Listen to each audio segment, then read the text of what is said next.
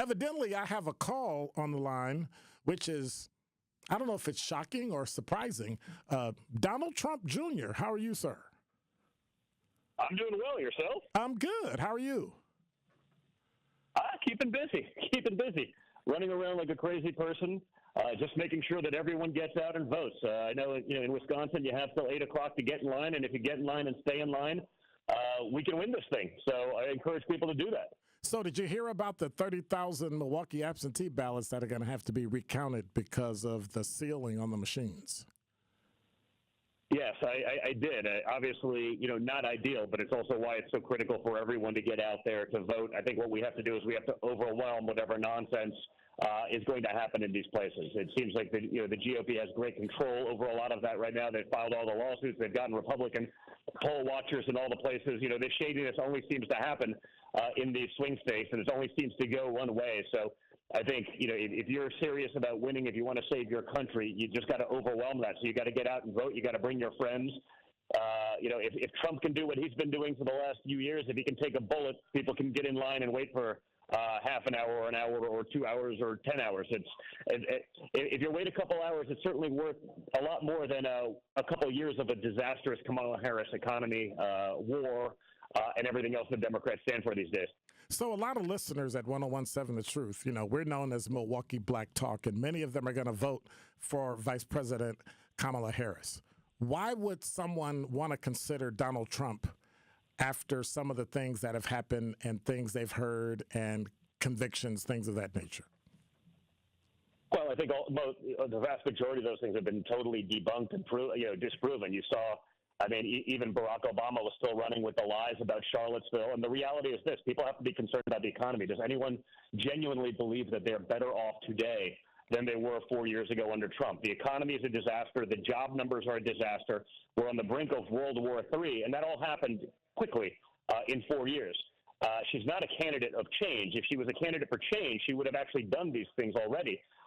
And she hasn't. Why wouldn't you? Why would you wait till January 20th? You're the vice president to the most absentee president in the history of our country.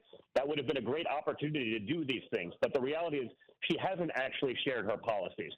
She'll run one policy in one place where it benefits her, and she'll say the exact opposite as she's done, in Michigan and Pennsylvania.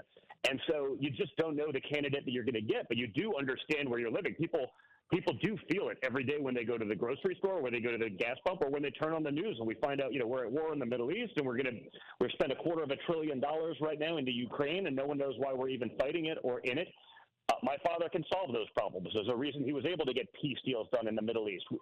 He was able to grow the economy. He was able to grow the economy for the lowest income earners.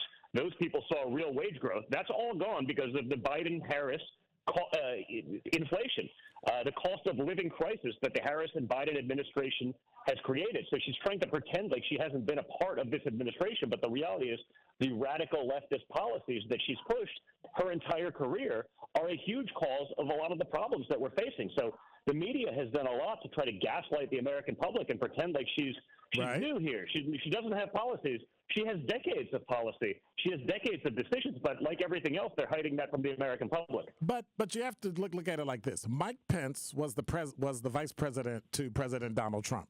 Would it have been appropriate for Mike Pence to override or try to direct something your father was doing? Would that have been appropriate for the Vice President Harris to do that to Biden? Well, she didn't do that to Biden. She didn't even get to that point where people are allowed to question results. But is it appropriate for a vice president results to do in America? But is it? She did it to Joe Biden. She's the nominee. She's the nominee that got 0 votes. She wasn't in a Democrat primary. They didn't put it up to anyone. She was installed in there. They threw him out like a dog overnight, and they put her in there without a single vote. So if we want to talk about a democratic process, I don't think that. I think that's a terrible example to use. Has one person before today voted for Kamala Harris to be the Democrat nominee? And the answer is no. She was placed there without a process. Don't forget, she ran in 2020 in the Democratic primary, and she got less than 1% of the vote. So I imagine the Democrats believed there were other people that were a lot better. That's from her own party, but they didn't allow that to happen. But don't they we put vote her in for there vice in a coup, and president? they threw him out. Well, but wait a minute. Don't we vote for vice president, and the vice president is voted in specifically so that if something happens to the president, they go in? Does it matter if you're running the country? Well, does it matter if you're running the country, or does it matter if you're running a race? Does it matter? Well, it matters before a primary. They went through an entire primary process. It wasn't even finished. That's for people to decide at a convention, but they didn't do that. Not a single person voted for her. Okay. It'd be one thing if he was declared the nominee and then something happened to him and then she was taking over because that was what it was. But that's not at all what happened.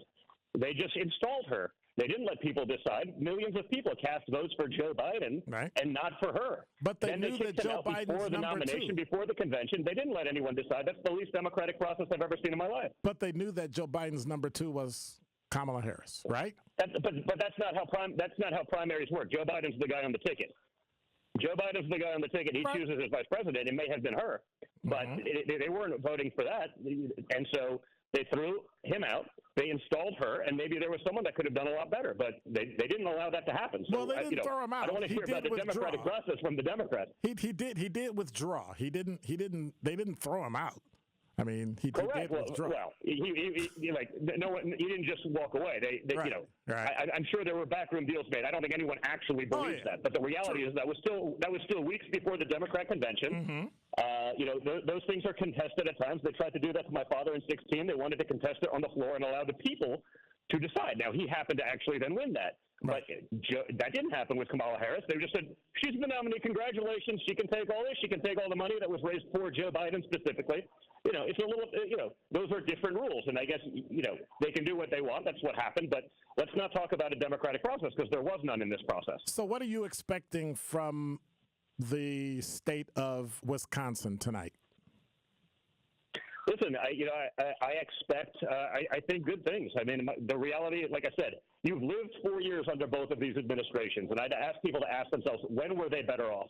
When was the world better off? When were we not at war? When did we have a strong economy? And I don't think anyone with a straight face can say right now. And the reality, when you look at it, it's not even voting for my father. Look at the team that's now surrounding him. You have Elon Musk, one of the smartest people of our generation, maybe the smartest person of our generation. He's the Einstein of our era. He wants to come in and help, create the efficiencies, create the jobs, get rid of the government bureaucracy to allow our economy to thrive. You look at the other people that are surrounding him, so much of the same. You look at Kamala Harris and Tim Walz. I don't know. I don't see a lot of sensible people saying, Tim Walz, who put tampons in boys' bathrooms, is going to be a great guy for the economy or for anything else that's common sense. Then you look at the things that my father accomplished in his first administration. As if you're in Milwaukee, whether it's the First Step Act, whether it's all the things he did for the inner cities to allow growth to happen in those communities, these are all very positive things for that community. The funding of historically black colleges, he doesn't get any credit for that. The media doesn't talk about those things because they don't want to give Trump credit for these things. But listen, I think there's a reason right now, if I go around the country, the number of African-American men that I end up taking selfies with is unlike anything I've ever seen before. Per capita, it may be the largest group. I think they understand what's going on. They see it every day. They see the crime. They see what's going on with illegal immigration. And they know my father's going to end all of that nonsense. It's going to allow those communities to thrive again. All right. Well, thank you much, Donald Trump Jr. Thank you for being here. I appreciate it. I appreciate it. Have a good one. Take care. Bye-bye. 833-212-1017 is the number. You heard him. Your thoughts. Up next.